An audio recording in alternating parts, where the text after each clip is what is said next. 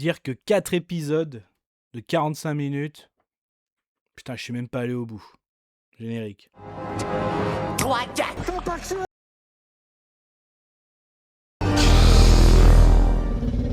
Soit on meurt en héros, soit on vit assez longtemps pour se voir endosser la peau du... Vous pouvez respirer, vous pouvez cligner des yeux, vous pouvez pleurer. M'a ramené le conduit, celle-là. Maintenant que j'ai votre attention, Salut à tous, c'est Fab et Desgarmat sur ma chaîne. Et aujourd'hui, on va parler plateforme de streaming. D'ailleurs, amis des plateformes, j'espère que vous aimez la forme. Amis du cinéma, je vous oublie pas, pardon. J'espère que ça va. Plateforme de streaming, HBO Max. Et oui, HBO fait beaucoup parler en ce moment par rapport au rachat de Warner. Et la première expérience, parce que, oui, une série française.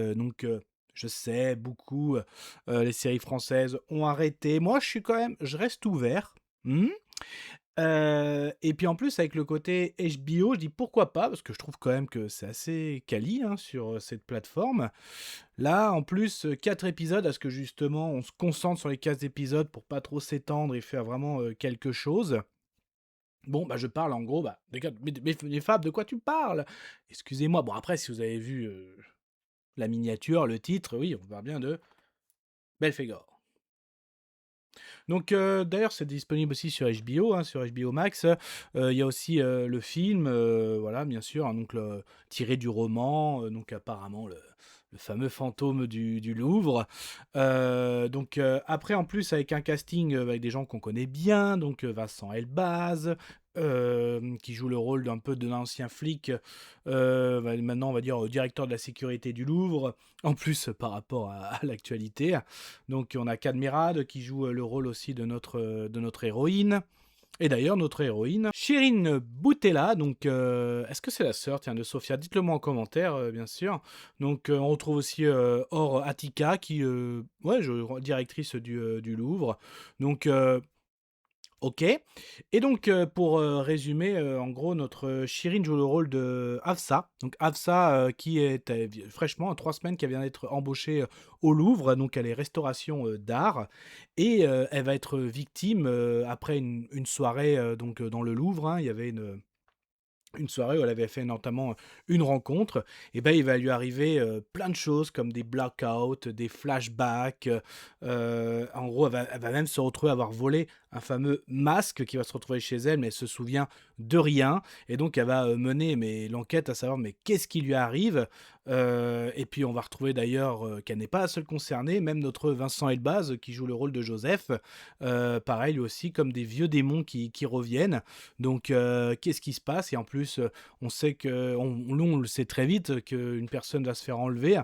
Donc, il se passe des trucs un peu chelous dans ce musée, sans déconner.